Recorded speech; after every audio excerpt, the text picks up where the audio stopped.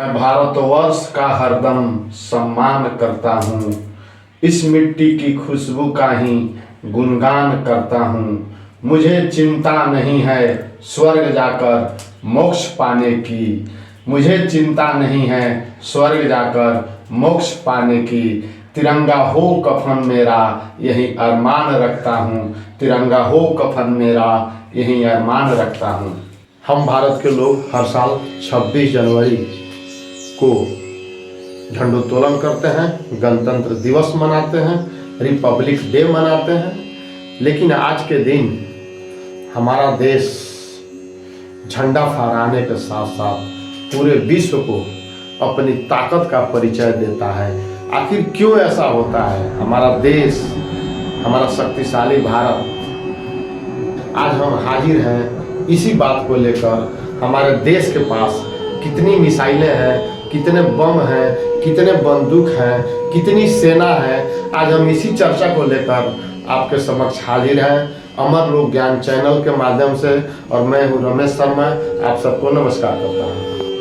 परंतु 26 जनवरी के दिन आप सब देखे भी हैं, जानते भी हैं, हमारा देश भारत अपनी ताकत का नज़ारा पेश करता है। बम से लेकर बंदूक तक, तोप और फाइटर जेट विमान हवा में लहराते हुए दुश्मन देश को सोचने और समझने के लिए मजबूर कर देते हैं। क्योंकि देश की रक्षा सेना के जिम्मे होती है और हमारी तीनों सेना का जो प्रधान माने गए हैं हमारे राष्ट्रपति होते हैं। और आप जानते हैं देश की सुरक्षा सेना करती है। तो हमारी सेना को 3 भागों में बांट दिया गया है। स्थल सेना, यह है जल सेना और यह है एयरफोर्स, वायु सेना। ये 3 सेना मिलकर हमारे देश की रक्षा दिन रात एक करके 24 घंटे सीमा पर पहरा देकर दुश्मनों से हमारी रक्षा करते हैं और हम और आप अमन चैन से सोते हैं। हमारे इंडियन आर्मी की स्थापना 1 अप्रैल 1895 ईस्वी को हुई थी। ऐसा बताया जाता है कि ईस्ट इंडिया कंपनी और अंग्रेजों से हमारे आर्मी का जन्म हुआ था। और हमारे आर्मी का जो मोटो है सर्विस बिफोर सेल, यानी अपने ऊपर से अपने को ऊपर रखो, यानी अपने स्वार्थ को छोड़कर देश के लिए अपने को कुर्बान कर दो। हमारा यह आर्मी का मोटो है। हमारी इंडियन आर्मी विश्व की तीसरी बड़ी आर्मी है। पूरे विश्व में तीसरे नंबर पर हमारी ये इंडियन आर्मी आती है। और यही जो इंडियन आर्मी थी, इसके कारनामे आप जानेंगे। प्रथम विश्व युद्ध और दूसरे विश्व युद्ध में भी इंग्लैंड का साथ दिया था और दुश्मनों को धूल चटाया था। और हमारी इंडियन आर्मी 1948, 1965 और 1971 का युद्ध भी पाकिस्तान से लड़ चुकी है और पाकिस्तान को धूल भी चटा चुकी है। हमारी इंडियन आर्मी का कमाल देखिए। पाकिस्तान से लड़ने के बाद फिर 1962 ईस्वी में 20 अक्टूबर को सीनो वार की शुरुआत करती है। और सीनो वार मतलब चीन से लड़ाई, इसे नाम दिया गया था सीनो वार। और 1962 में 20 अक्टूबर को हमारी सेना चीन से जंग लड़ती है। यह है हमारे इंडियन आर्मी की ताकत। उसके बाद फिर 1965 ईस्वी में हमारी सेना फिर पाकिस्तान से लड़ती है, फिर से युद्ध होता है। और 25 अगस्त 1965 को फिर से पाकिस्तान को धूल चाटना पड़ता है, मुंह दबाकर भागना पड़ता है, फिर हमारा देश विजयी होता है। उसके बाद पाकिस्तान को तो आप जानते हैं, मानने वाला तो है नहीं, बार बार हारता है या बार बार भागता है।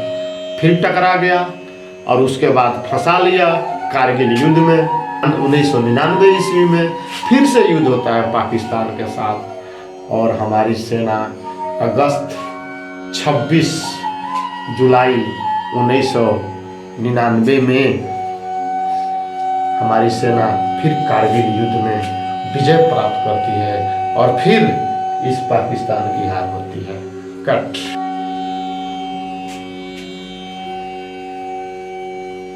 जैसा कि आप जानते हैं, पाकिस्तान को तो आप बढ़िया से जानते हैं, बार बार हारेगा फिर लड़ेगा।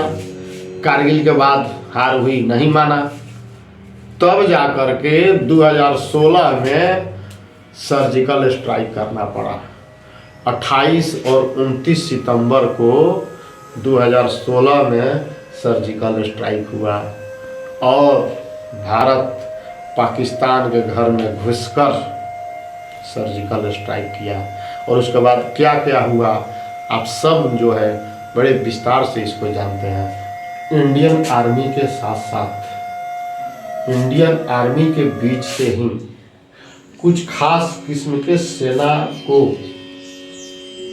स्पेशल ट्रेनिंग देकर कमांडो बनाया जाता है। जैसे नाम सुनकर ही पता चल जाता है कि एक कमांडो 20-20 लोगों पर भारी होता है। और ये कमांडो भारत में 8 तरह के होते हैं, जिसमें पहला कमांडो है NSG, नेशनल सिक्योरिटी गार्ड। इस तरह के कमांडो का काम आतंकवादी गतिविधियों को रोकना है, दुश्मनों पर जल्दी से काबू पाना है। ये बहुत ही कम संख्या में होते हैं लेकिन दुश्मन पर भारी पड़ते हैं। हमारा पहला जो कमांडो की जो टीम है वह NSG, नेशनल सिक्योरिटी गार्ड है। यह आतंक विरोधी फोर्स भी इसे कहा जाता है। इसका काम आतंकवाद पर लगाम लगाना होता है। इसने ही इस कमांडो फोर्स ने, NSG ने मुंबई बम धमाका को कंट्रोल करने में काम किया था। ऑपरेशन ब्लू स्टार जैसे आतंकवादी घटनाओं को रोकने में इस NSG ने ही अपनी भूमिका को निभाया था और इसकी स्थापना 1984 में की गई थी, जिसका नाम पड़ा था NSG कमांडो। दूसरा कमांडो है फोर्स बल। इस कमांडो की खूबी यह है, जहां भी घटना होगी वहां पर यह केवल 15 मिनट में पहुंच जाता है। अब आप समझ सकते हैं कि इसकी तैयार होने की स्पीड, यह 24 घंटे तैयार ही मोड में, अलर्ट मोड में रहते हैं, इसलिए मात्र 15 मिनट में यह कहीं पहुंच जाते हैं। अब आप समझ सकते हैं कि इसके पास कितनी व्यवस्था सरकार ने दी है कि 15 मिनट में कहीं पहुंच जाएंगे। यह हमेशा मुस्तैद रहते हैं। मुंबई जो देश की वित्तीय राजधानी है, वहाँ का सुरक्षा का जिम्मा इसी फोर्स को दिया गया है, जिसका नाम है फोर्स बल। तीसरा कमांडो है special frontier force. Special frontier force यह भी एक कमांडो की टीम है। इस कमांडो का गठन मुख्य रूप से चीन के बॉर्डर पर किया गया है और जब चीन से रक्षा के मामले में यह फोर्स जो है काम करती है। चौथा जो कमांडो फोर्स है वह कोबरा है। आप सुनते ही होंगे, कोबरा शब्द का प्रयोग पूरे इंडिया में होता है। ये भी एक कोबरा फोर्स है जिसे कमांडो कहा गया है। कहा ही नहीं गया ये कमांडो फोर्स है कोबरा। और कोबरा सांप की तरह ये जहरीले भी होते हैं। इनका डसा हुआ, इसका मारा हुआ पानी नहीं मांगता है। यह पहले मारते हैं तब बात करते हैं। इस कमांडो की खूबी क्या है कि यह स्पेशली जंगलों के लिए बनाए गए हैं। ये जंगल के जैसे कपड़े पहनते हैं, जंगलों में घास में छिप जाते हैं, पता नहीं चलता है और दुश्मन पर रात में हमला करते हैं ज़्यादातर, और रात में छापामार हमला करके ऑपरेशन को अंजाम देते हैं। मुख्य रूप से इसे जंगल में जितने ऑपरेशन होते हैं यही जो है कोबरा फोर्स करती है। पांचवा हमारा कमांडो है घातक कमांडो फोर्स। इस कमांडो फोर्स में केवल 20 के ही टीम होती है, 20 जवान ही इस टीम में होते हैं, जो अचानक कहीं भी घुसकर तेज गति से हमले करके ऑपरेशन को समाप्त कर देते हैं।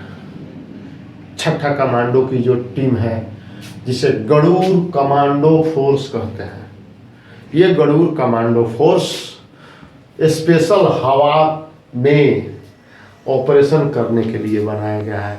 यानी यह वायुसेना का एक कमांडो फोर्स है। वायुसेना के साथ साथ इनका काम देश में जितने एयर बेस हैं, यानी फाइटर जेट को जहाँ जहाँ पर रखा जाता है उसकी सुरक्षा गरुड़ फोर्स करती है। गरुड़ एक पक्षी होता है जिसकी स्पीड बहुत तेज होती है। ठीक उसी गरुड़ पक्षी के स्पीड और नाम को आधार बनाकर गरुड़ कमांडो का नाम दिया गया, जो हमारे देश के सभी जो फाइटर जेट को रखने के जो एयर बेस हैं उसकी रक्षा करते हैं।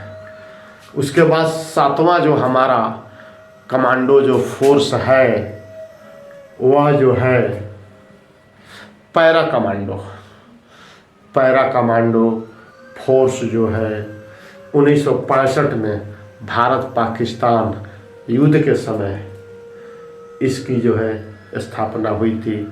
पीओके में सर्जिकल स्ट्राइक जैसा काम और भारत पाकिस्तान युद्ध 1965 जैसे ऑपरेशन का ये अंजाम दे चुके हैं, जिसे पैरा कमांडो कहा जाता है। 5000 फीट से लेकर 30,000 फीट तक से ये आसमान से गोता लगाने में, छलांग लगाने में माहिर होते हैं। इतनी ज़्यादा फौलाद के ये बने होते हैं और हवा में कलाबाजियाँ खाते हुए जेट विमान से छलांग लगाकर कहीं भी उतरने में और वहाँ पर हमले करने में और ऑपरेशन को अंजाम देने में ये पैरा कमांडो माहिर होते हैं। और अंत में हमारा अंतिम जो कमांडो है, कमांडो की जो लिस्ट है, मैरीन कमांडो। जैसा कि आप नाम से जानते हैं, मैरीन कमांडो मतलब समुद्र में रहने वाली कमांडो फोर्स, इसे मैरीन कमांडो कहते हैं। इसे मार्कोस कमांडो भी कहा जाता है। समुद्र में होने वाली जितनी घटनाएं हैं, चोरी डकैती, समुद्री लुटेरे और दुश्मन के जलपोत से होने वाले खतरों से ये मैरीन कमांडो बचाते हैं। इस फोर्स को दाढ़ी वाली फोर्स भी कहा जाता है। अमेरिकी कमांडो फोर्स जो अमेरिकी सील कमांडो है, उसके बाद दुनिया की सबसे खतरनाक कमांडो में इस मैरीन कमांडो की गिनती होती है, जो हमारे भारतीय सेना के पास ये कमांडो उपलब्ध है। इस तरह से इसके बाद भी अंत में एक और व्यवस्था है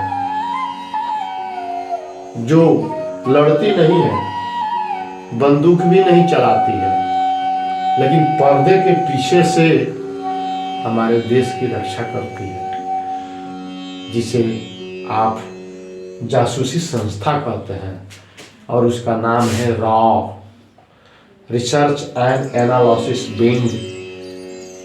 ये हमारे देश की सर्वोच्च जासूसी संस्था है। यह भी हमारे देश की सुरक्षा की जवाबदेही इनके पास होती है। जब दुश्मन देश से होने वाली तमाम आतंकवादी घटनाओं के बारे में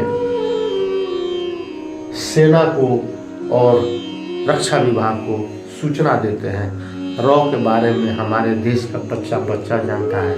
जैसे पाकिस्तान का ISI है, उसी तरह भारत के पास रॉ एक सर्वोच्च जासूसी संस्था है जो हमारे देश की सुरक्षा पर्दे के पीछे से करती है। हमारी स्थल सेना